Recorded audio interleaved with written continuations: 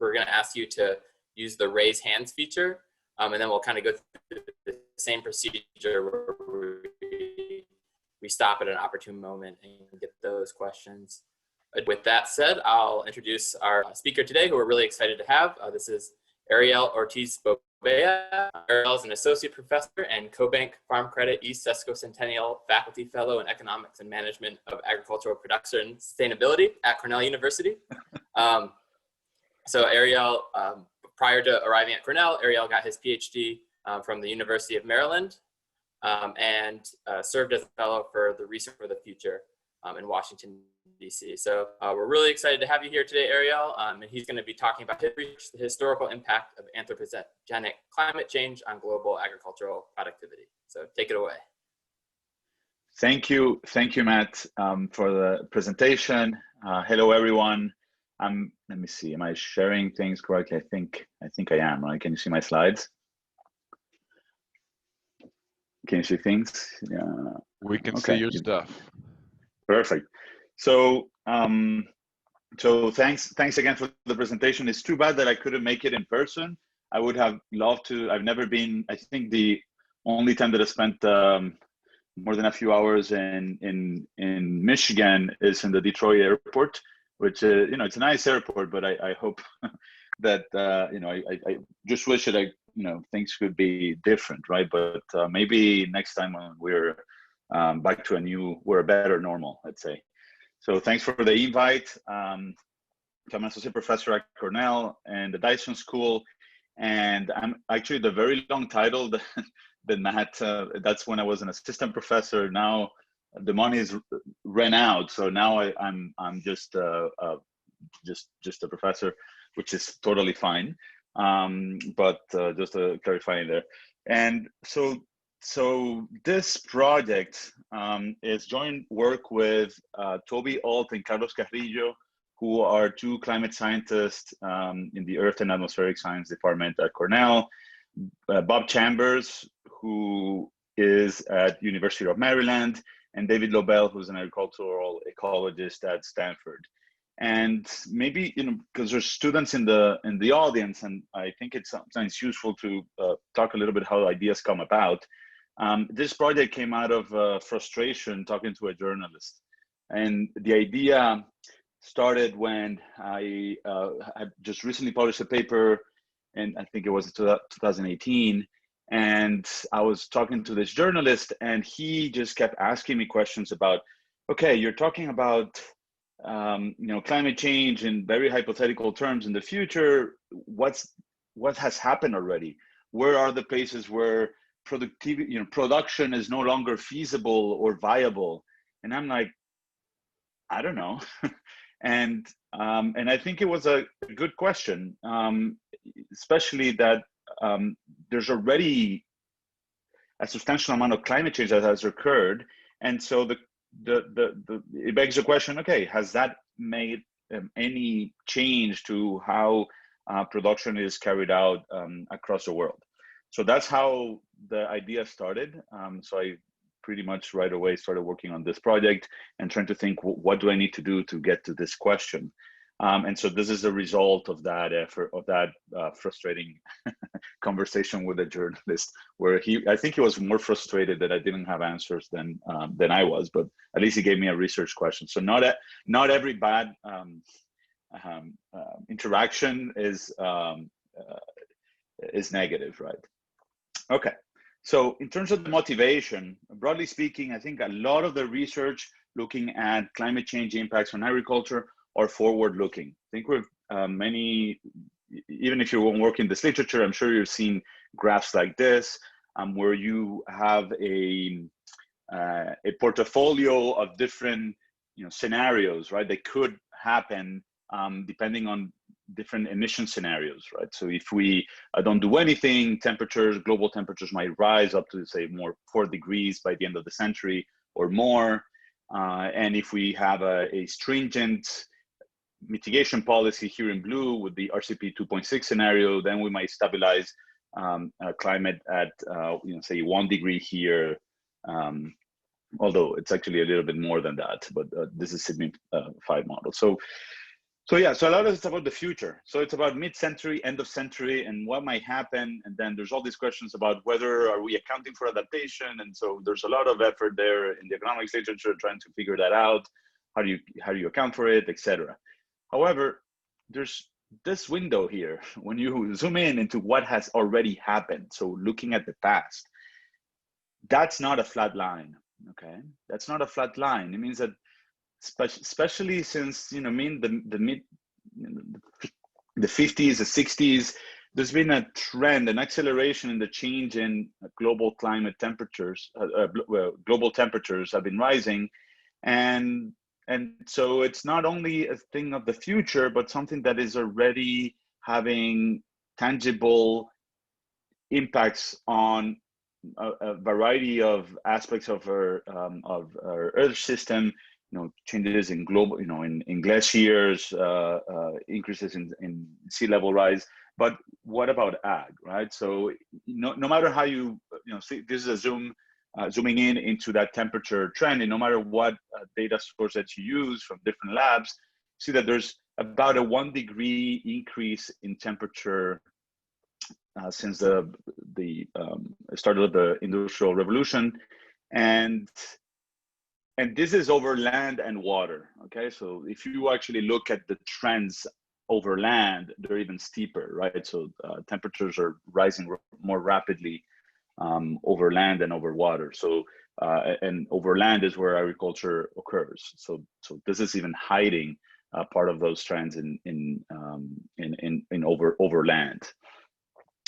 So this is pretty clear that these trends are happening. I don't have to spend too much time with this audience in terms of what are the origins of this. I'll talk a little bit about that, but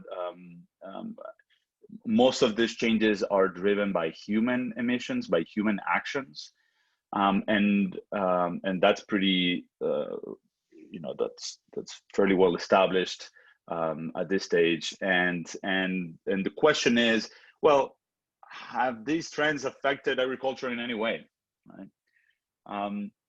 Because when you look at, this is data from ERS, from USDA ERS, looking at total factor productivity across different major countries and across the globe, you see that, well, productivity has been rising perhaps faster in countries like Brazil and China, but also pretty substantially in the US. And for the US, it's been going on for a long time. Okay, so the input growth rate has been fairly stable for the US, and you've seen most of the output growth has been driven by productivity. But there's other regions where there's been a stagnation. So especially if you look at a map, you see areas in sub-Saharan Africa where growth has been relatively slow in annual terms. So these are relatively very poor areas that productivity has not been rising, and the question is, well, how much of the first trends that I was showing you about temperature changes at a global scale have anything to do with some of these trends that we might be seeing in productivity, right? And it's tricky to do this, right? Because you have you have two trends. You have temperatures rising, you have productivity rising, and some might say, well, no problem, right? But the question is, well, if there's an effect, how can we test this out? And so we'll be talking about how do we think about this problem and how we can try to provide an answer to that question. So a lot of the previous work, at least at the global scale, trying to figure out the impacts of recent trends in climate on agricultural outcomes, broadly speaking. Most of it has been on crop yields. So there's a few studies by Bobea and colleagues, one in Environmental Research Letters in 2007, and then one in Science in 2011. And these are, just generally looking just a few crops, the usual suspects, right? So everything is about crop yields. In the whole literature, actually, everything, there's so much work about crop yields, and so it's I'll highlight that there's an issue with that, and other work that's not agricultural in nature that has tried to analyze the effect of recent trends on on economic outcomes is a paper in PNAS last year by Diffenbach and Marshall Burke, where they look at how anthropogenic climate change is exacerbating inequalities at the aggregate scale, at the country level. It's unclear, when you look at total GDP, GDP fluctuations are mostly not dominated by agricultural production. Even in relatively poor countries where agriculture is important, it's still not the dominant industry. And so all the analysis that could be focusing on just total GDP in a country doesn't really tell us much about what is happening to the agricultural sector, right? So those very broad studies don't tell you something about this very strategic sector that plays a relatively small role, economically speaking, in the GDP. On top of that, so all the work that, or most of the work in the impacts literature and all the work looking at this effect of these past trends on agricultural production is being focused on cereal crops. And as I show in the figure on the right, this is using FAO data, crop yields, cereals are just about 20% of the total value of the net production value at the global scale. So, and this has been fairly stable over a long time. And so what that means is that all these studies looking at crop yields, and particularly cereal yields, it's a subset of these cereals here. So we've been looking at less than 20% of the total ag sector. And so we're gonna try to do something that gives us a bigger picture of what might be going on. Another point where there's a gap here in the literature that we're gonna try to address is that when you look at crop yields, so it's output divided by land. And there's many things that farmers can do. Maybe not just in, some settings they cannot do much, right? But, especially like in rain-fed agriculture, once you plant, there's not a lot more that you can do. But there's input responses that are not just land, right? There's labor, materials, there's many adjustments that can respond to changes in weather fluctuations that would not be captured when you just look at crop yields, right? So it's a partial productivity measure.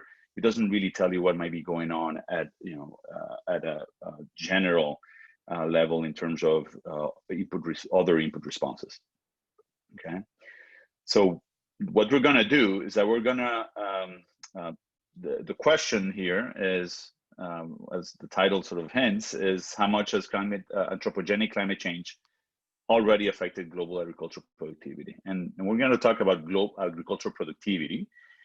But before I do that, I'm going to tell you how we're going to be relying on, how we're going to be building these counterfactuals. So in the climate literature, one of the ways that climate scientists show that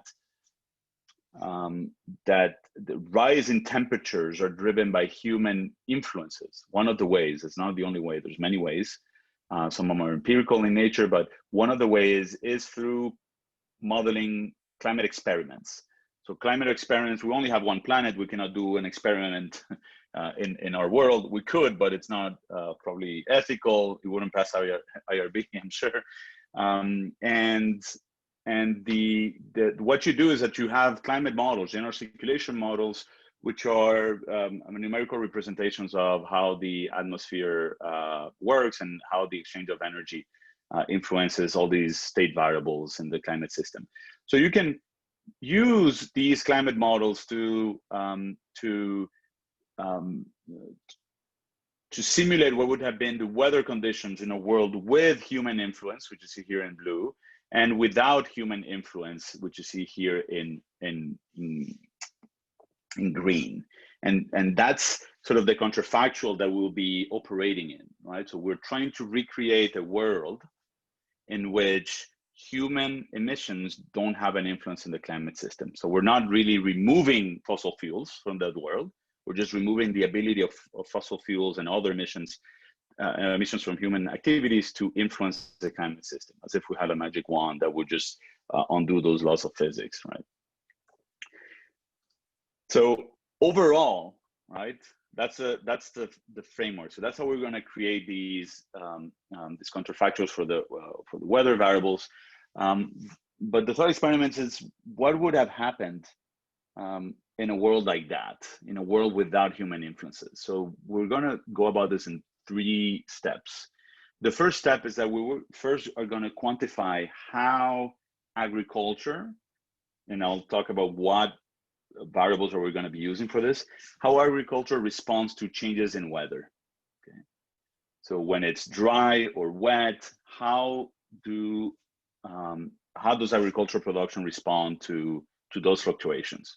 So we're going to characterize that with econometrically with observed data. I'll come back to this point. So we're only using that. So we're not backing out what would have happened in terms of adaptation or lack of adaptation in a world without climate change. So we're only going to be using the econometric model in a world that we live in. So we're going to rely on that. I'll come back to this later. So we have this econometric model that's going to characterize how agriculture responds to weather change. And then we're going to rely on these counterfactual trajectories of weather with and without anthropogenic climate change. So it's only with removing the human force based on these general circulation models. And then we're going to combine these 2 steps, right? So we have an econometric model with these counterfactual scenarios, and then we'll back out from that what the impact of anthropogenic climate change has been on agriculture. So the very simple framework that we're operating in is that, imagine that you have a aggregate production function of a form that might be like this, where we have output in country I and year T. You have a sort of productivity, neutral productivity factor here, A, an observed input X, an unobserved input U, and a weather effect here that we represent with F of Z, okay? It's very straightforward. You take the logs, you do a little bit of rearranging, and you do a little bit of rearranging, and then you take the first differences, right? So that you compute, you get an approximation of the growth rate in TFP, and this is by definition, right? So the definition of the change in total factor productivity is the change in aggregate output that you cannot explain by changes in aggregate input. Okay, so this is by definition, and this simple expression simply shows that change in TFP is, according to this framework, just a sum of 3 components, right? There might be more components. We can think about measurement error and things like that, but we'll leave that for later. And so there's these technological improvements we can imagine that are relatively smooth over time, right? So we don't, when there's from one year to the next, we just don't become unproductive. There's all these technical improvements over time that don't vanish from one year to the next. They're accumulating slowly over time or smoothly over time. We have these unmeasured weather effects, right? So these are weather effects that are not accounted in X, right? So X generally tends to be traditional inputs, land, labor, things are easily measured by statistical offices or agencies like the ERS, but there's weather is in that change in TFP. And then you also have the effect of unobserved inputs. So there might be changes in inputs that are not observed and would also show up there. Okay, so we want to be very transparent that there's stuff that is not measured, and that ends up also in the TFP metric. Right. So Ariel, Ariel, yes. there's a few questions. I just want to jump in. And okay, let me see. I'm not seeing the chat. Let me see if I can. Okay, I see questions here. Okay, this is it. All right. So yeah, a few are back when you're showing the counterfactual warming. So 2 slides back. Yes, I'm seeing what, and I'll show that in a second. I have more slides about that, so I'll get to that. And it's really when the signal starts to clarify. That's when it becomes clear. All the consensus of all the models show that that's when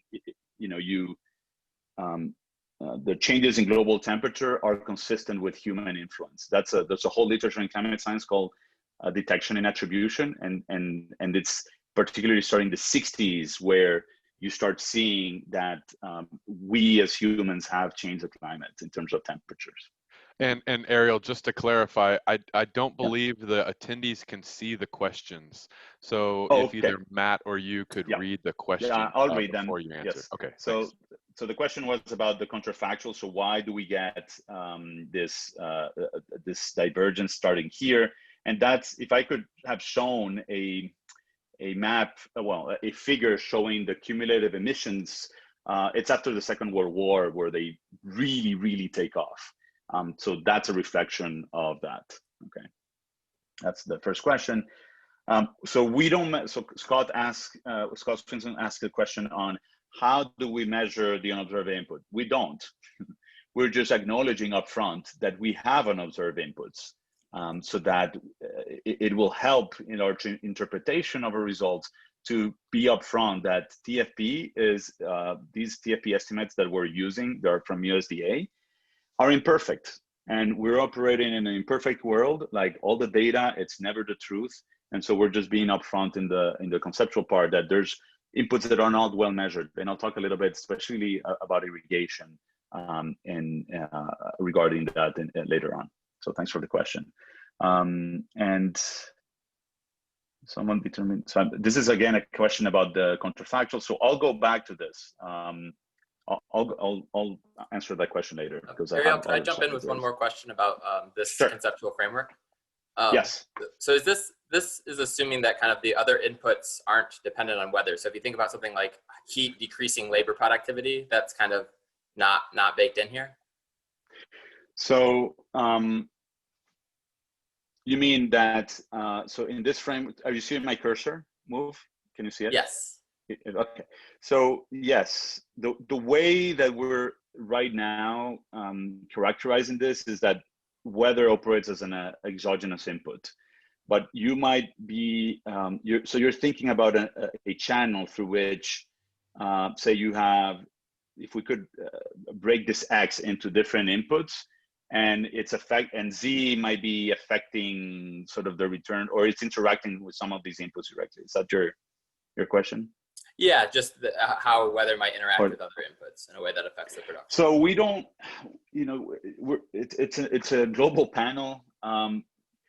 There's a lot of very interesting questions that can arise, and you need good data, detailed data to get at this. I'll talk a little bit. I think I have some slides showing that we do the analysis with TFP and output. And we show that the effects on output are much larger and pessimistic, so that the input responses that we have through the measured inputs, the measured aggregate input, is correlated with weather. So otherwise we would see the same effects on both. So there's some interaction, there's some action going where input choices depend on weather conditions. And what we're arguing is that it is by doing the analysis on TFP that we're able to account for those responses, at least on the measured inputs, that we wouldn't be able to get if we're just looking at just output without accounting any of the other traditional changes in inputs. Does that answer the question? Yeah. Yes. Okay. Okay, we'll come back. So this is data for you could probably tell when you look at this is output for the US using the data that we're going to be using here, and so this is the level. What you see at the bottom is the first difference of the log, so the growth rate, and so this is the output. So you see years like there's fluctuations from year to year. Output is rising, but you see major changes from year to year. So these changes in output can come from different sources, right? So if we look at the changes in input, right, as I said, in the US, the changes in input over time, I think relatively stable compared to other countries. So a lot of the growth in output comes not from growth in input, right? The mix of inputs is changing, but it's coming from what you cannot explain, which is TFP. So it's coming from changes in TFP.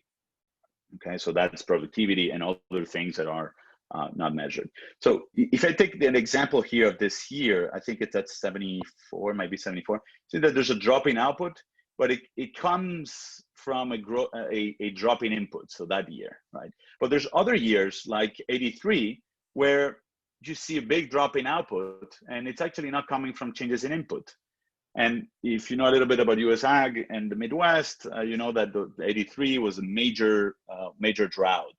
So 83 was a major drought. You can see 88 also here as a major drought, although it coincided also with a drop in inputs.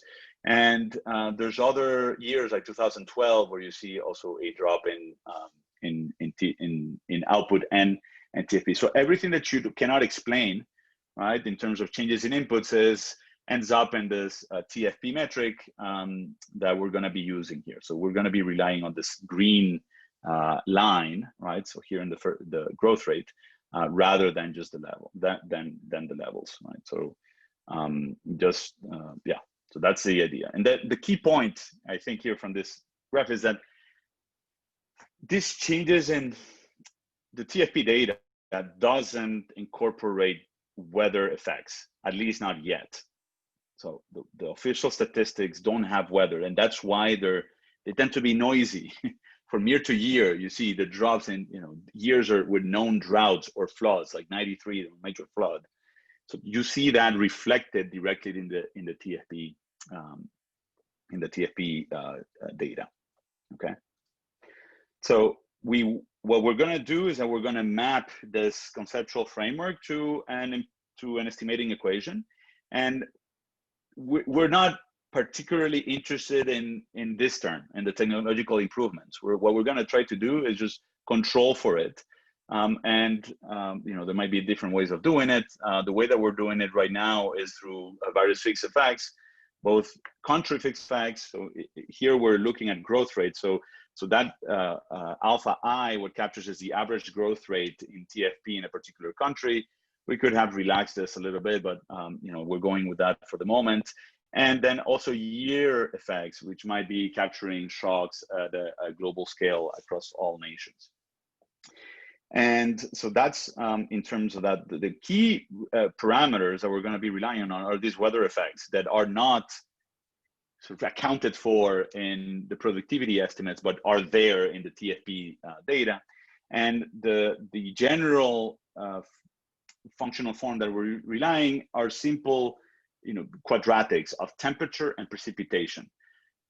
We're going to be varying what temperature variable we use. We're going to be varying whether here we impose a symmetry here, but we're going to relax that with a cubic. We'll see that doesn't change much the results. We're also going to try models where we drop precipitation also as a variable. So that's going to be our general functional form. And the unobserved inputs are going to be, if they don't change over time or they affect all these different locations at the same time, might be captured either through the fixed effects that we're putting in, or will just end up in the error term. Okay, so we just want to be upfront. We've already gone through a few rejections with this paper, and some people just think like, well, there's nothing you can do with this data. This data is crap, and there's some people just cannot believe that there's anything useful coming out of these data. And well, we're upfront about, there's a bunch of unmeasured inputs. There might be also measurement error in the data. So we'll try to show some robustness checks and discuss a little bit about data issues, down the road as well. But we just want to be upfront about that. TFP has also all these unmeasured inputs. Right? Okay, so if we had to summarize, and I'll get back to the question by Greg. So if we had to summarize this in graphically, the step one, the first step, right, in the analysis is that we're going to use these weather fluctuations, changes from year to year, And we're going to link them with our outcome variable that is going to be changes in country level ag TFP. Right. So here, this is actually data from the US. So you can see, right? You can even see, you know, there's a connections between the fluctuations for certain years, and we're going to derive a response function that we're going to use in the counterfactual analysis, right? So we're going to spend a lot of time talking about this response function. Okay. So the second step is getting out these counterfactual weather trajectories with anthropogenic climate change, which you have here in red, and without anthropogenic climate change that we have here in blue. Right, so all these models can generate, you set up these models with initial conditions, and different models might give you different warmings, right? So different influences on the climate system.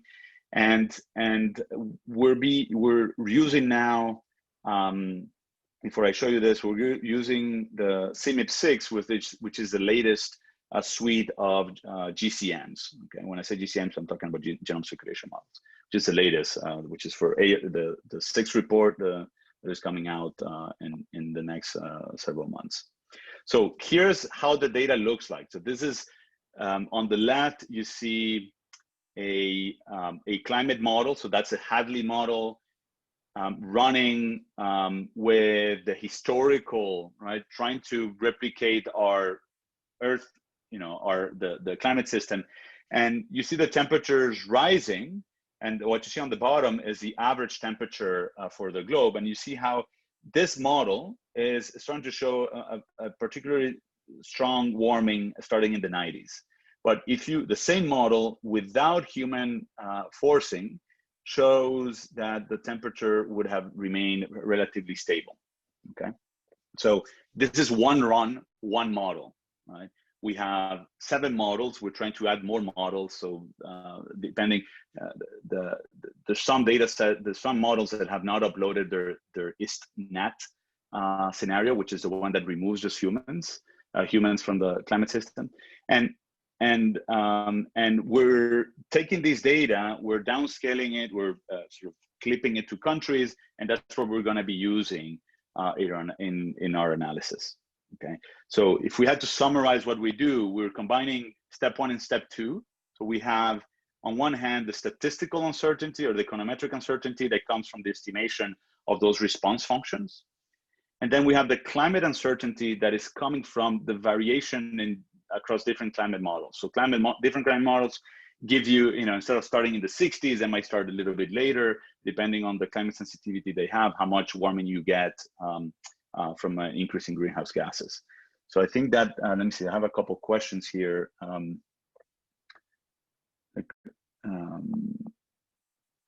me see. Let me see. Before I get to the questions, I'll just stop with before we get to the data.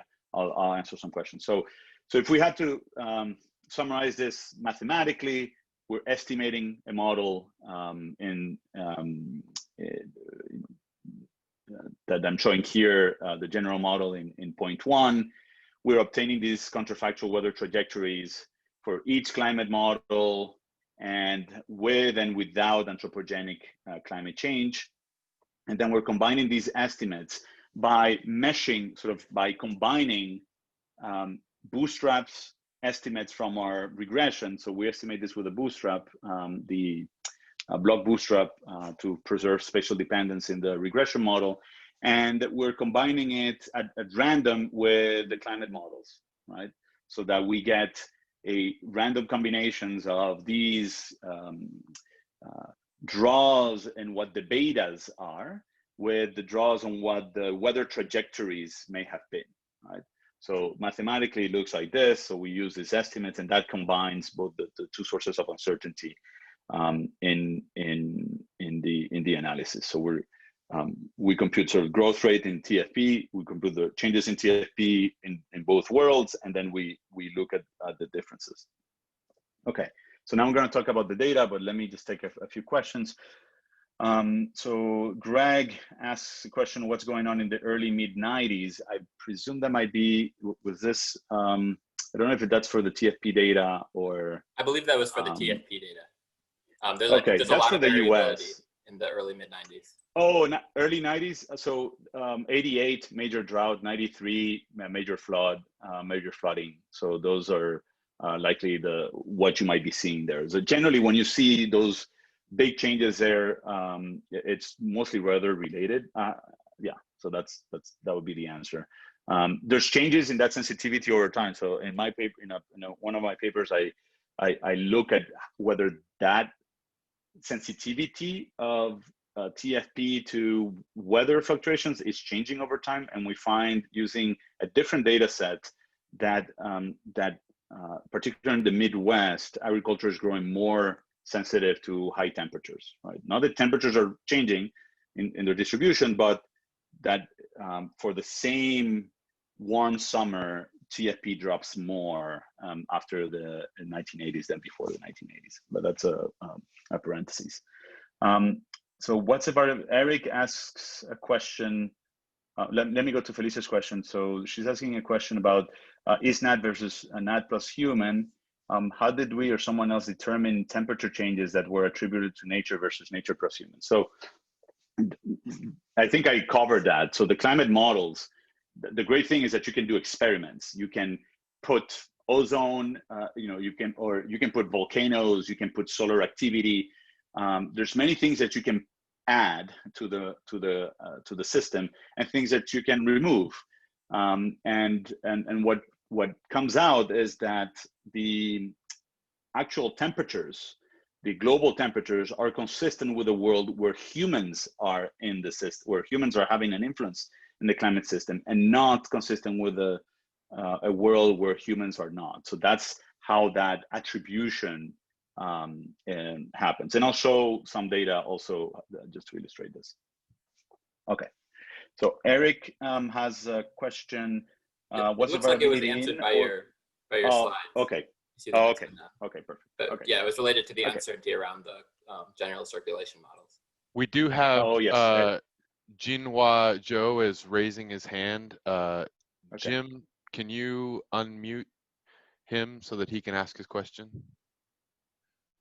Yeah, because I don't see the people. I just see the questions here.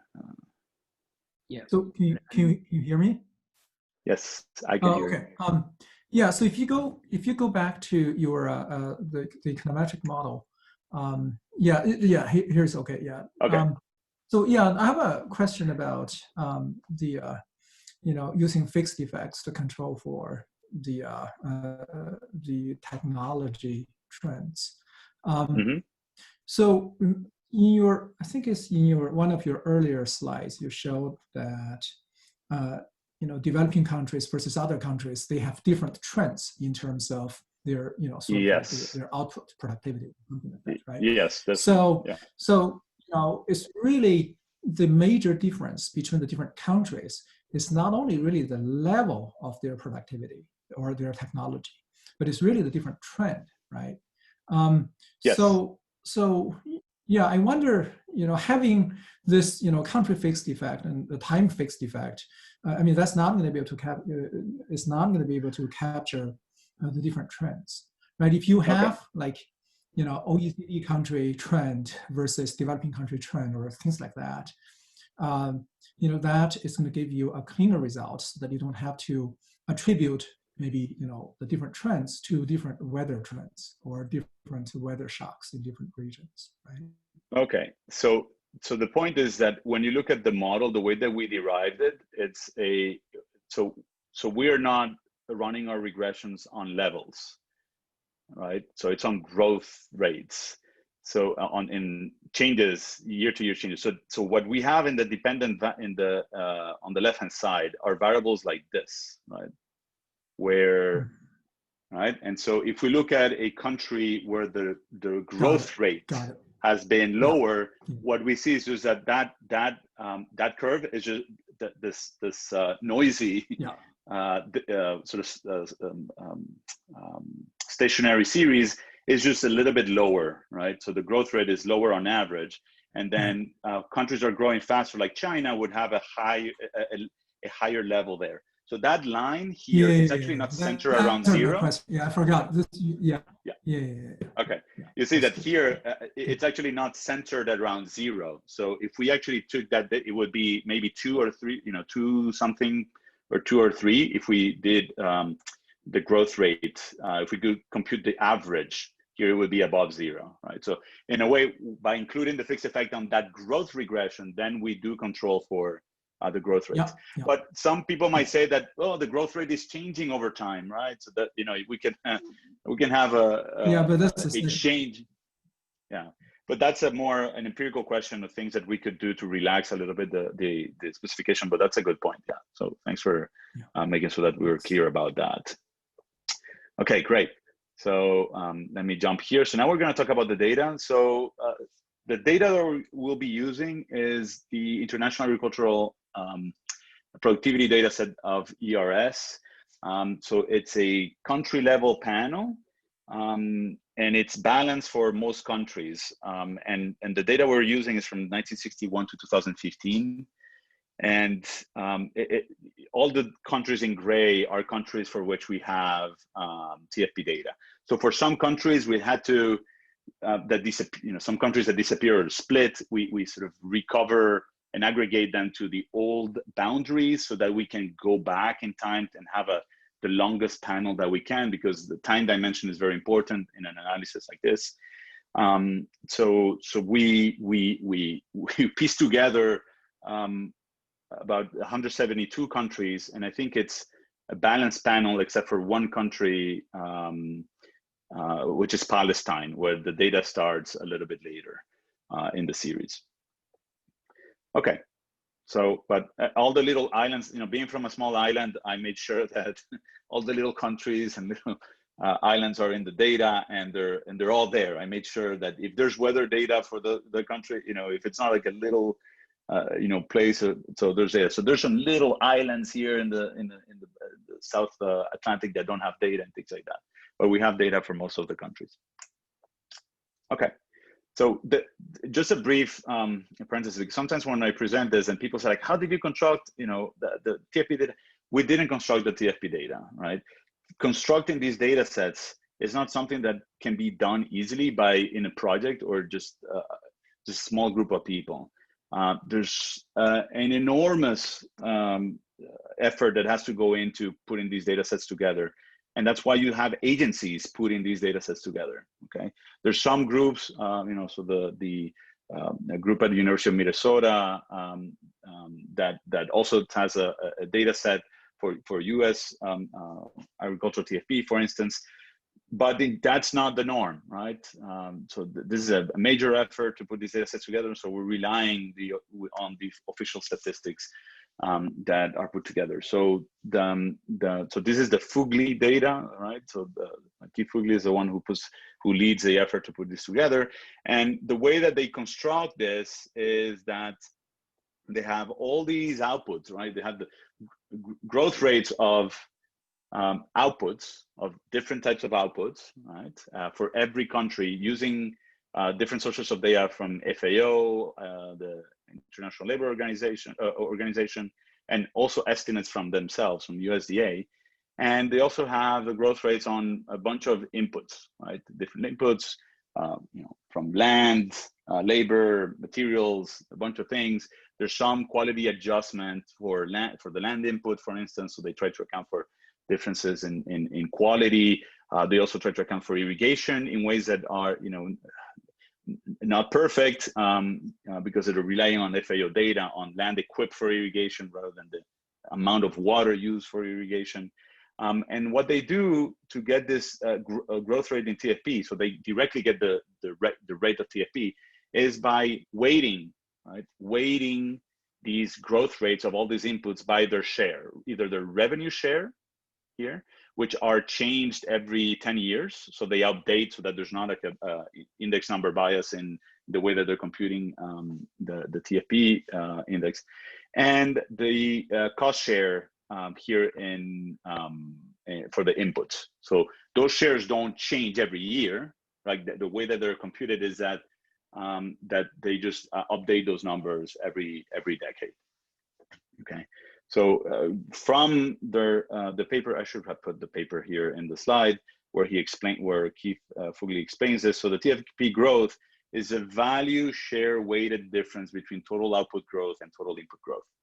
Okay, and inputs are the things that they're able to measure, right? So weather is not there. Other inputs that are, things are not perfectly measured might not be captured here in the input growth, right? So that they end up in the TFP metric, right? Because they're not explained, they're not accounted for here. Okay, so a lot of this data comes from FAO, and I already said this. So this is just a disclaimer about the data. We don't put it together. So this is how the data looks. This is another view. This is one of the figures, figure 1 in the paper. And this is similar to what we were seeing at the early in the presentation, where sort of divided countries, computed sort of averages by classes of countries that are growing more or less rapidly in terms of the TFP. The average growth rate is about since 1960, it has more than doubled. TFP has more than doubled. The fastest growing group is about, TFP has almost more than tripled. And there's some countries where growth is very slow or even stagnating or staying behind. Some of these countries are in Africa, and so you see this is a similar map to what we saw before. And our dependent variable, it's going to be these growth rates, the annual growth rates. And that's what we see here, the distribution that we see in panel B. So these are the country level year-to-year changes in TFP. So you see that there's some, there's variation. Some years, TFP, you have the growth rate that, that goes up and down and up and down. It reflects the fact that the data is noisy, but it's not like every country is on the same side, right? So some countries have positive shocks, some countries have negative shocks, and that varies, throughout the year. Although I'm sure there's special dependence in those shocks, which you can probably see by the fact that all these bands here showing the distribution are sort of move a little bit up and down across, around 0. Okay, so this is in terms of the data, just showing you the data, how it looks in terms of the left-hand side variables. In terms of the right-hand side variables, the weather data is going to come from a global gridded data set that land surface modelers at Princeton put together. And it's a data set that goes back to 1948. So it goes from 1948 to 2016. The resolution is 0.25 degrees, which is roughly like 25 kilometers, give or take, around 25 kilometers around the equator. And just to give a sense of how fine scale this is, for the US, it's about 250,000 of grid cells in the US.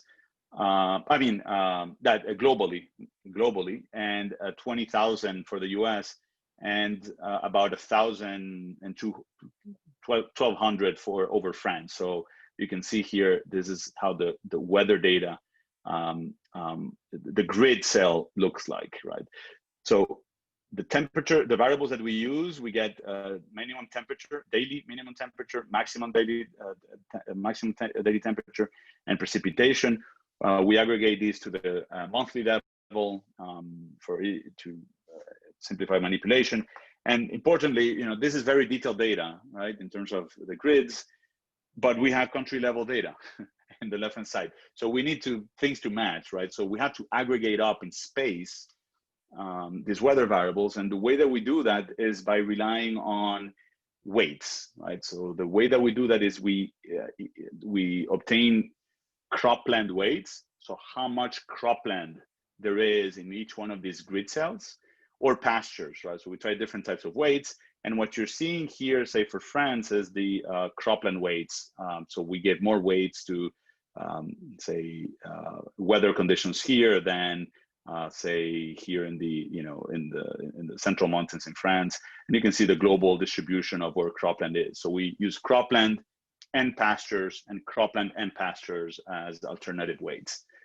Later I'll show that doesn't matter much whether it shows spatially correlated within a country, even large countries, that we don't find much difference when we use different types of weighting schemes for the aggregation of weather data.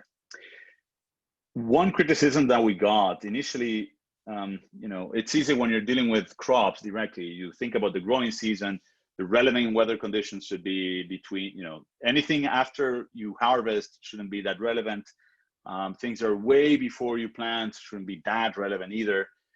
But here we have the whole ag sector, right? We have tree crops, we have livestock, there's so much going on that there's not really a growing season. And because of that, we were initially just working with calendar year. So we did everything, all the analysis with just, you know, January to December, which might work for the Northern Hemisphere, might be a little bit more problematic for the Southern Hemisphere. But what we did is that we derived what we call the green season. So the green season is a season around the greenest month of the year in a country. So we use NDVI data to get sort of what is the greenest month in each location across the world. And that's what I'm showing you here. And then you build a 5-month window around that green month. And that's what we use as the season in some of our main analysis, although I'll show also robustness checks using the whole year. So now I'm seeing a question here. What is the source of the agricultural data at each grid level to calculate the weighting? So that comes from a study it's in the paper. I should have cited the study that we use here, but it's a study that he's at British Columbia. It's an agricultural ecologist at the University of British Columbia that led the study that put together these cropland and pasture sort of layers, right, for the world. So we're using previous data. We don't do it ourselves, obviously. Okay.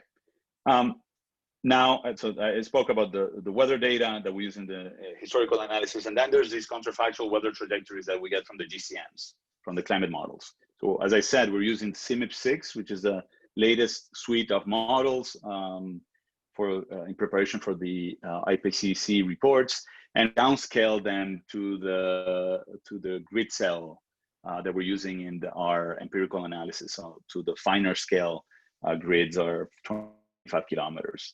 So we only have 7 GCMs right now.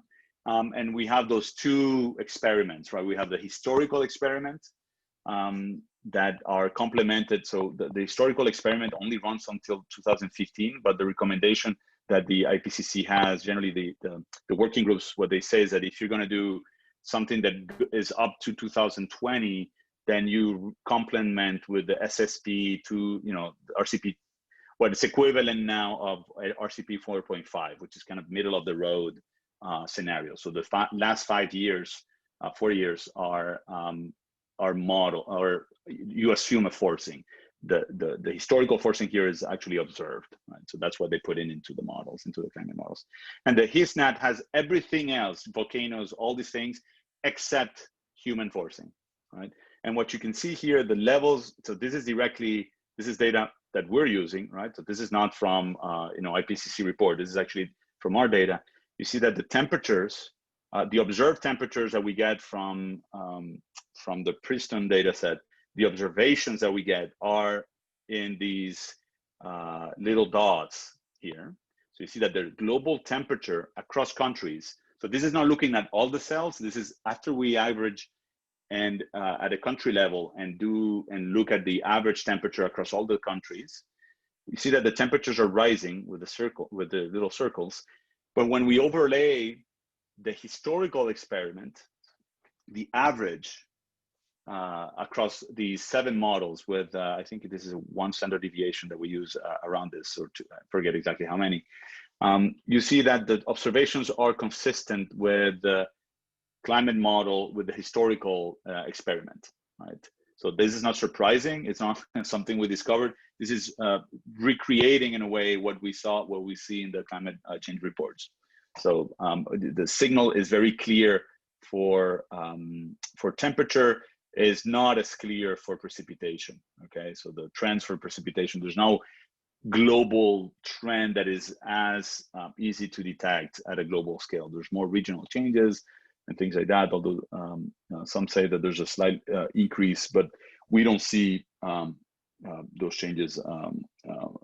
We don't see those changes here for precipitation. Okay.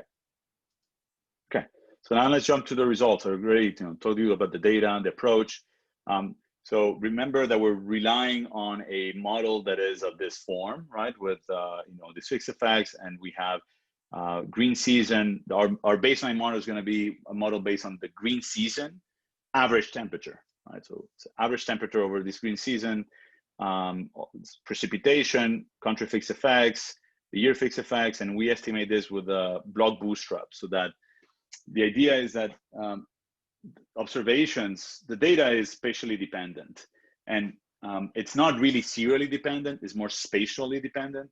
So that what we do is that when we estimate this with the bootstrap, we sample, instead of sampling observations independently, we sample blocks of data within the same year. We sample regions, right? So we sample regions so that we preserve the dependence of the error term in these regions, and we do that 500 times. Right? So we re-estimate this, and that gives us the distribution of these betas, right? And we let me just go to show you the response function so we can portray this. So what you see on the left is the temperature response function. On the right, you see the precipitation response function. So for the green season, we see at the beginning, I was a little bit surprised to see very, so this is a quadratic, right? But it's almost linear, right? So it's a linear, almost linear response function, downward sloping, suggesting that as temperatures rise, you tend to have just lower productivity. And this is even, what was a bit surprising is that, we didn't find an inverted U shape. We do find an inverted U shape when we use entire year. When you use entire year, we do see a inverted U shape, but when we focus on sort of the green season, we get this fairly robust, and I'll tell you why we think it's robust, downward sloping response function for temperature, suggesting that productivity goes down as you have higher temperatures. For precipitation, we find an inverted U shape, response function. What you see here are 90 and 95% confidence intervals coming from the bootstrap, and below you see just the distribution of that across countries. So green season, I have a question here saying, the green season, the equation, is that just 1 month for every region? So it's actually 5 months. It's 5 months around the greenest month for each country. Okay, so it's not for every region within the country. We say, what is the greenest month where crops are grown or pastures and crops are present in a particular country? So for a place like the US, it would be most of the cropland and pastures are sort of concentrated in the eastern half of the US. And whatever the greenest month is in those regions, which is in the summer, July or August, would be the green month for the US, and then we construct a 5-month window around that. Okay, so that's the point about the green season. Yeah, so it's a 5-month season. The results, I'll go back to the question. We've tried different. We tried with the whole year. The results are very similar. So I'll talk about that later in terms of the robustness checks. So your ISNAT trend for precipitation is flat. People often say that climate change is making rainfall more episodic and intense. Can those dimensions of precipitation be accommodated in the ISNAT scenario? So if there's anything coming out of the GCMs, it would be captured in a study. It's just that in the way that we represented that at a global scale, it washes out, right? We don't see anything at a global scale that just pops out when we aggregate the data across all countries. Yeah, so that's sort of the issue there with that. But if there's any differences, it would be captured by the data anyway, if it is coming out of the GCMs. Okay, so one reason that I said that this is a robust response function, one thing that we did is that we implemented a placebo check I love placebo checks, and I think they help the audience feel a little bit more comfortable with what the people are presenting. And so what the idea is the following, is that we have a regression model, right? Where we match the data, the TFP data, say in the US, with the weather data in that year. So one type of placebo check would be, well, what if we mismatched the data? What if instead of putting the data, say, for 1988 in the US, we assigned, 1995, right? And we did that for all the countries, right? We sort of screw up the data by year, or we could put the data from a different country to the US and then re-estimate that, the model with the mismatched data. What do we expect to get when we do that, that analysis? Is that we should expect nothing, right? On average, we should expect just garbage. We should expect something around 0 for all these coefficients, because it's just by random chance that we got, that you can get anything that might be significant, right? So we do this 10,000 times. We repeat this mismatching of the data, right? And what we do is that we see the distribution of all these spurious coefficients, right? So this is exactly what I'm going to show you here. So you see, we're going to do this first for temperature, right? So we have the response function here on the left, right? The estimate, the sample estimate, and then the reshuffled, right? The distribution of all these spurious coefficients, right? Between beta 1 and beta 2. So beta 1 here is in the x-axis, beta 2 in the y-axis, is this whole cloud of spurious coefficients. So we have 10,000 of them. And what you see is that our sample estimate that we got from our main regression falls outside that cloud, okay? What that's telling us is that, it's unlikely to be spurious, right? It's unlikely to come out of just, by chance, right? Which could happen. You see some coefficients that, up here, but we're not able to, we find that our estimate falls outside this window, this cloud. So that's exactly what you see here, the response function. We do it also for precipitation. And we find again that our coefficient estimates in the sample fall outside these reshuffle estimates. And in this exact exercise, what we're doing is reshuffling years. So we're preserving, each country gets its own weather data, but in a reshuffled manner, right? So it just gets the wrong year. The other exercise is reshuffling. I'm not showing it here, but we also do it with reshuffling the countries. You leave the years right, but you reshuffle the country, and we get a very similar result also. So those are shown in the paper in a different panel. Okay. So one interesting finding that we got is that we tried to see whether that response function for temperature and precipitation is changing over time. And we found some evidence in the US that it might be changing over time. And interestingly enough, we do find that it's changing and it's becoming steeper. We don't know exactly why that might be happening, but what this is saying is that in the second half of the sample, higher temperatures appear to be more damaging than they used to be pre-1988.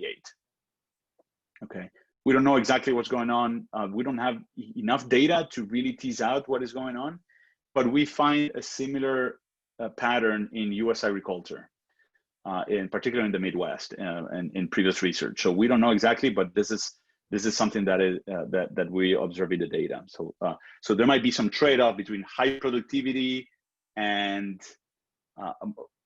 agriculture that is more sensitive to higher temperatures. So there might be some trade-off there going on. Whether that's desirable or not, it's something we answer here or even can comment on, but it's something just that's more descriptive. That's something that we see happening in the data. So now we're getting closer to just showing the bottom line results. So once we get all these betas, all these population of, all these, from the bootstrap, we get this 500 bootstrap estimates. We link them with these 7 climate models at random, and we back out what is the contribution, the cumulative contribution of anthropogenic climate change on TFP, on ACT-TFP at the global level. So this is a global estimate. What we see is that starting in the 90s, 2000s, the cumulative effect starts to be negative. So each one of these spaghettis that you see here is a combination of one data from the bootstrap with one climate model. So there's 2,000 of these spaghettis, right? And what we see is that there's that in 2020, we have a reduction in about 21% in TFP, okay? Over the 60-year period, right? From 1960 to 2020. So that would be the cumulative contribution of anthropogenic climate change to global agricultural productivity. That's from the baseline model, okay? Which I found much larger than I was anticipating. If you had asked me the beginning of the project, I would have said something like around 5, 7, around there, with, you know, where 0 would be in the band. That would have been my prior. I should have written it before starting the study, but yeah, it's much larger than I anticipated, for sure. And another way to present these results is put it in levels. So we take these results, we put it in levels, and what you see here in red is the observed growth in TFP, right, at the global scale. And what you see with the spaghettis here and then the blue band is what it could have been, right, with both the statistical and climate uncertainty, what it could have been without anthropogenic climate change. You see that the growth, the level of TFP would have been much higher, right, than what we see today, and what we see today falls outside the distribution of what we see what could have happened. And another way to quantify this is what would have been, you know, when would have we reached in this alternative world, counterfactual world, the level of TFP that we could have reached in 2020, right? So if we go 2020, would have been about here. If we go back to the counterfactual distribution, we would have reached that level in 2011. So another way to think about this is that anthropogenic climate change it's as if it has wiped out 9 years of productivity growth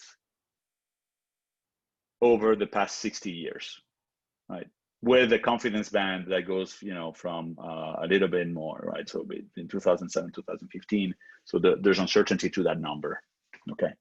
I'll try to, there's still some questions, right? I know that time is running, so I'll come back. I'm almost finishing. So we also, although results are more noisy at the regional scale, especially the country level scale, because it's a global study, we do find that the effects are larger and more negative in Africa and Latin America. So this is consistent with other studies looking at other type of outcomes, you know, for GDP or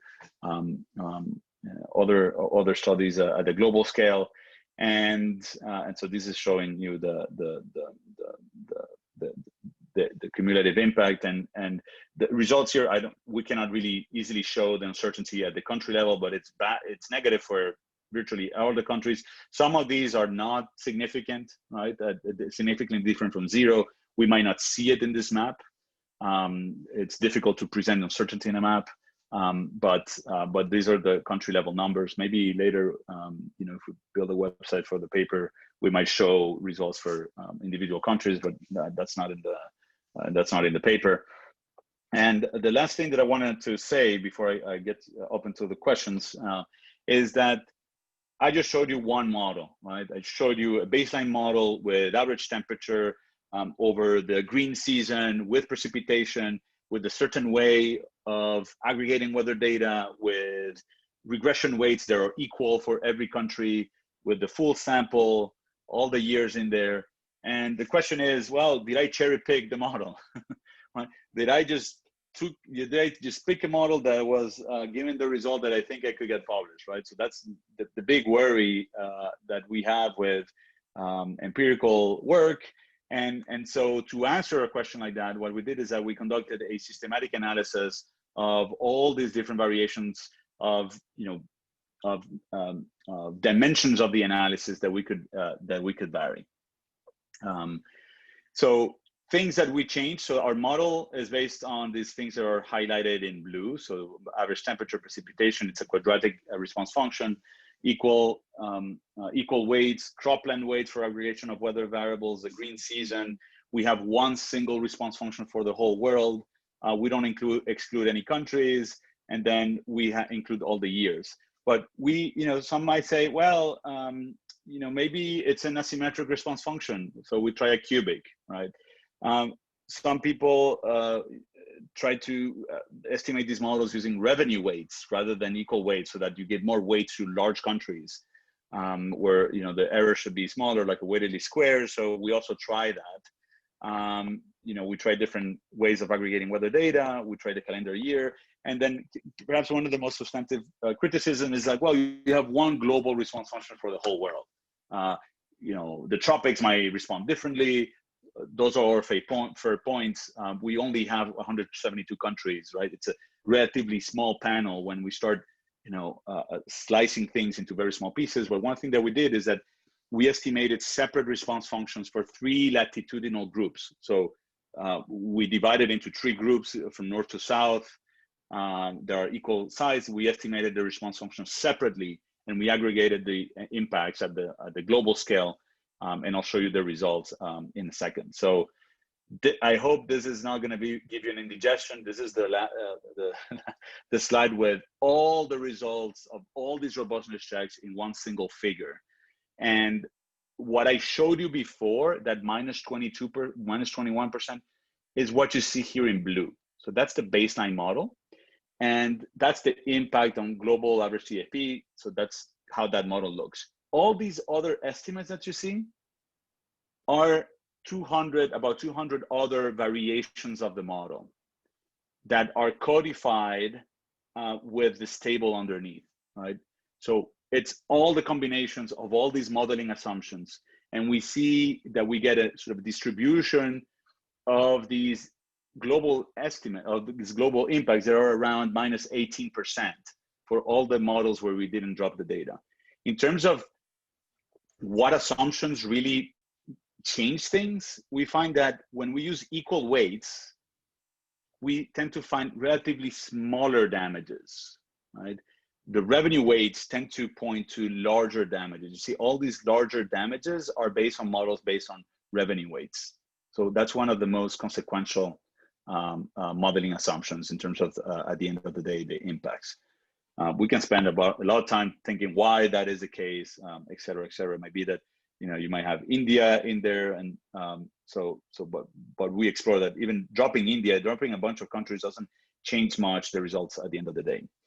Another modeling assumption that plays a significant role is the choice of the growing season, or I wouldn't say the growing season, because like you don't grow cattle, right?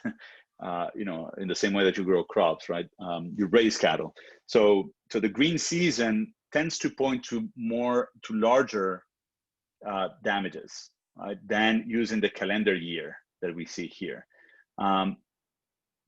Yeah, so that's another consequential, just focusing on that green season tends to fit better the data. This is what you see in these bars here. So the bars tend to coincide with models that fit better. The higher the bar, the better the model fits the data out of sample. And so those tend to point to larger damages as well. And then another key point is that when we only focus on the early part of the data or the latter part of the data, the second half of the data, we find that affects a lot. And that's consistent with what we find, that the response function is changing over time. So that if we use more recent data, the results look even worse than if we look at the older data. Okay, so I can spend a lot of time talking about this figure. There's a lot of information here, and if you like this graph, you can. I put together the code to do this in R with a reproducible example, so you can include this. It's very useful for for including papers, to show your robustness checks in a way that is very concise. So in terms of the conclusion, this is the paper in one slide. So we looked at what the impact of anthropogenic climate change might be on global agricultural productivity. We use official statistics from the US government on TFP, and we use fine-scale weather data that we couple with climate experiments from CIMIP6. We do an econometric analysis on that, linking changes from year to year in TFP and weather, and then we link those estimates with these counterfactual climate experiments with and without anthropogenic climate change. So we find that yes, anthropogenic climate change has reduced global agricultural productivity by about 20%. It's with a 90% confidence interval between -11 and -36, so it's still fairly wide. And that's equivalent to about 9 years of lost TFP growth over the past 6 decades, with a confidence band, a 90% confidence interval between 5 and 13 years. The impacts appear larger in warmer countries, which is consistent with previous literature. And interestingly, and perhaps food for future work, is that global agriculture is growing increasingly sensitive to warmer temperatures. So that's what I had for the talk, and now I can start answering the questions. And I know I'm a little bit perhaps longer than the usual setup for the seminar, so thanks for your time. And now I'll jump to some questions. Let me see. So Eric asks that, okay, that maybe because of some crops such as maize are currently grown in areas where temps are at the top of the crop's tolerance. It could be, yes, it could be that some of the results might come just because of the relative, the current or the historical distribution of certain crops. That's definitely there. With the way that the data is constructed, we don't have clean ways to try to really dive in deeper, which we could do with the US data because it's much more detailed. Yeah, but that's a good point. Then Felicia is asking a question that is about Eric, and then let me see. That's what I was thinking. It may have to do with the spread of agriculture to suboptimal croplands. It could be, yes. Is land productivity considered to be the same everywhere in your analysis? So we don't, when you say land productivity, maybe it's, so land is an input in the framework, and land enters on the input side in the way that the USDA puts together the TFP metrics. They do try to adjust quality though, right? So there's a quality adjustment in the land input, and that quality adjustment includes irrigation, okay? At least land equipped for irrigation, there's a quality factor there that influences this. Then Ziwei is asking a question. The conclusion is that ACC has adverse effect on TFP growth through climate change, but I was wondering if anyone has studied the contribution of ACC to TFP through other channels, such as technology. So I think that, so one way to think about this is that when you say that, are you thinking about like the stock, whether, let me go to the theoretical model. Are you thinking whether TFP, whether weather shocks are influencing A directly? Is that the question? Rather than being just, okay. We, in the paper, so when that happens, then we would expect, right, a persistent effect of the weather shock on growth, right? When that happens. And we do tests for that. We test whether there's persistence. So we estimate a distributed lag model in the paper, and I didn't talk about it here, but we do that, and we don't find that effect. But it could be just that the data is too aggregate, and then maybe we need finer scale data to get at these estimates. Maybe some countries, like in the US, that could be done. So we don't find evidence of that. But it might be just that the data is too aggregate. But that's there's many channels. It could have labor productivity. It could be on the knowledge stuff. There's many other channels other than this very simplest framework that we could come up with. Yes. Sorry, Thank just you. want to interject real quickly just to let everyone know that Jim has given everyone speaking permission. So Yay. yeah, so if you have a question. Happy hour now. Yeah. So anyone with a question can jump in.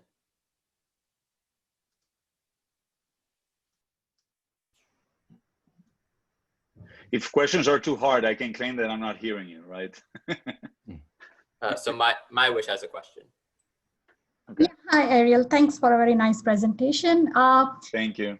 One thing I know, and you have looked at this data, spent more hours than I have just based on looking at the graphs, but what explains such a huge fluctuations in the input changes year to year? I mean, that's a decision variable, and I just can't grapple as to why such a big fluctuation year to year in that farmers or producers' decision on how much inputs or what inputs they put in from year to year. Do you have I think the only slide where I showed the changes in inputs was this one, right? no? Where This I'm slide, showing yeah, the change in X. Mm-hmm. Yes, so there's a lot. I don't know the exact answer in the US context. In some years, it might be land. So when there's land that for a particular policy, like it's taken out of production, that would, a particular year, that would be reflected in the land input, right? So if we could, maybe with a different data set, where we have actually all these different pieces, although, we could see where the changes are coming from, right? So yeah, so I don't know the exact answers for the US in this example. And also then it relates to the previous question that was asked on, do you think the climate change is impacting X? And that's why fluctuations. Well, so one thing that we did is that we did the same analysis. So conceptually, when we did the same analysis on, let me just show you the impact figure, the bottom line figure. Where are you? Here. So when we do this, we do the same analysis with, instead of TFP, we do output. And what we find is that it is a bigger and more negative effect when we just look at output than when we look at TFP. So that means that if we find a difference between output and TFP, there must be something happening with the input, right? So there's input responses that appear to be sort of complementary to good weather conditions. So, there might be materials that are, you use less fertilizer, or you buy less fertilizer, I don't know exactly what mechanism is, but that's consistent with an input choice that is not orthogonal to weather fluctuations. And that's only with the measured inputs, with the X's. There might be unmeasured inputs that are also changing in that direction, that might be biasing in some ways our results. But I think there's a lot of action in the input side that is modulating how damaging these weather fluctuations are. Does that make sense? Yeah. I don't know if I answered perfect, the question to your satisfaction. So there's a lot of work, there's a lot of unknown. It's just something that I think we all had to ponder as to why such fluctuations are, revealed in the data. Yeah, in terms of on the input side. If it is related to climate change or not. Yeah. Go ahead, Scott. Yeah. Well, and one sort of follow-on observation, in the United States, when there were water shortages in California in the last decade, farmers cut back. Almond farmers stopped paying for pollination services. They stopped doing a lot of other things. I mean, we certainly see cases where farmers have information that causes them to cut back on input use when they think that there are climate problems. But my question is something else. Ariel, thank you so much. Thank you. You observed you use the ERS productivity data here, and you observe that it takes government agencies to assemble that kind of data because it's a non-trivial task. If I'm not mistaken, Keith Fugly is no longer at ERS, and the group that did this work he recently joined again. Did he? Okay. Oh, okay. My heart jumped. Well, maybe you saved Ariel. Okay. Hey, so my question would be, you know, where do you see the future of this data assembly occurring? I don't know the answer, and I think that we should be thinking collectively, you know, and this is more than just an academic, you know, useful for academic purposes, right? You know, if we look at the USA data, the official data stops in 2004 because there's a discontinuation, the one labor survey, and they haven't been able to update. So the richest country in the world is not able to track productivity at the state level, which I find remarkable that's happening. I don't, you know, I think we have to use this data and show the value of this data so that we can support, you know, that, you know, so the ERS keeps, you know, providing the service. Now we have a, you know, a fellow of the AEA who's now the head of ERS. And I know that you know, Spiro Stefano is that now that has also been involved with efforts at the OECD, trying to come up with manuals on how to better measure productivity that accounts environmental factors. So I know that he cares, at least as an academic. I hope that that he doesn't have his hands tied when he goes to ERS, and that he really supports you know, the ability to keep improving what they're doing and keeping that so that we can have, you know, cross-country comparisons, because it's critical. You know, it's not only about crops, right? There's all these things happening. We need data to have this broad view of these trends. And so I totally agree with you that we should not just wait for things to vanish to think about what should we be doing to try to support this, either, you know, whether it's in the university, you know, with a consortium of universities, so that it's not captured and then the data is open, but you need funds for doing this, right? So yeah, so I'm very sympathetic with this, and as a user of this data, and I cannot imagine not having access to this type of information.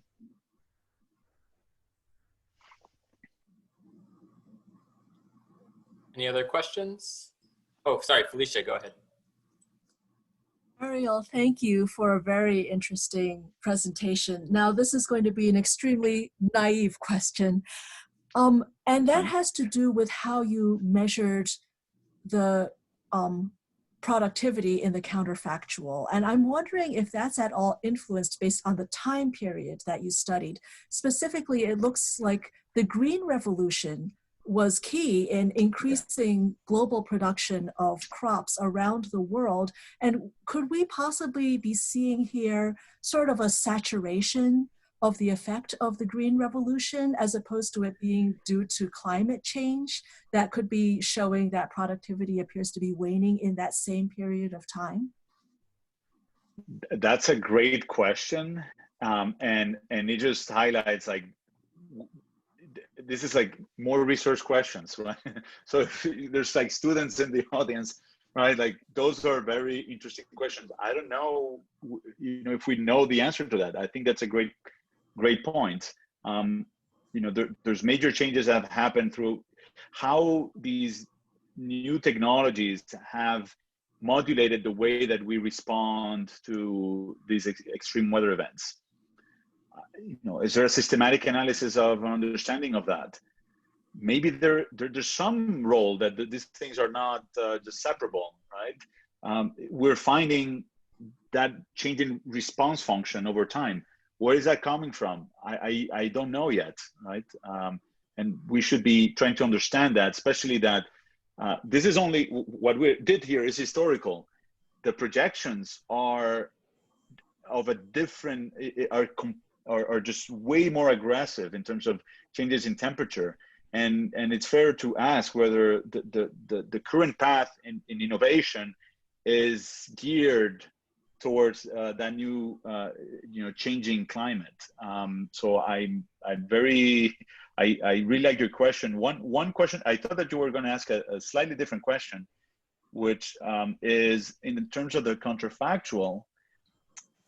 We only estimate one response function, right? When we estimated in the world with climate change, right? We estimated on our world here that has a changing climate. The one related question is, what would have happened? How would agriculture have evolved in a world without climate change in terms of the nature of its, the nature of R&D, right?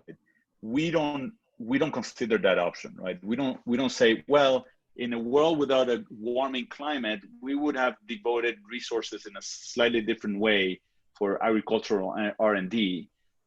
We don't do that exercise, and maybe because of that, this might be an underestimate of what the impact is, because we might have devoted resources to deal with the warming temperatures that we wouldn't have to do in a climate without anthropogenic climate change. So we don't talk about that. We sort of swept a little bit. It's implicit in the analysis that we don't consider that, but that's another point, that we don't tackle adaptation and what would have happened in a world without climate change. Right, that's a really interesting question. Yeah, and it's a great research question. Those are cool papers that could be written, right? To understand this, but but great question. Thank you. Right, thank you. Yeah, and if I can say something about also the India and China, and is that the TFP data here, this is country level data, right? It would be there's only a few countries where we can get fine scale data, just because it depends a lot on the state capacity to have these agencies that come up with these data sets. So, the US has state level data, although it stopped in 2004. Some of the European countries have data sets, so there's some there. I know that there's different groups in China that have state level or even county level data sets, but when I talk to a Chinese researcher, there's no consensus of what is the right data, what's a high quality data, and everyone's kind of fighting between each other. That's my impression from outside. There's some Indian data sets at finer scale, also in Australia. So it looks more like large countries or industrialized countries where this data is available. And then there's like a gap, in the middle of the map here, Africa, where, we can only rely on TFP data or country level data. There's nothing really systematic about, finer scale data within countries, which is a pity. Great. So I don't see any more questions, and we're a few minutes over the allotted time. So yeah, we'd like to thank you so much for being a part of our seminar series, Ariel. Sorry that you couldn't be here in person, but it was great to have you. Really fascinating work. So yeah, we can thank Ariel and then end the meeting. Thank you so much. Thank you. Okay, thank you so much. Thank you so much for the invitation. Hopefully next time we'll be in person, right?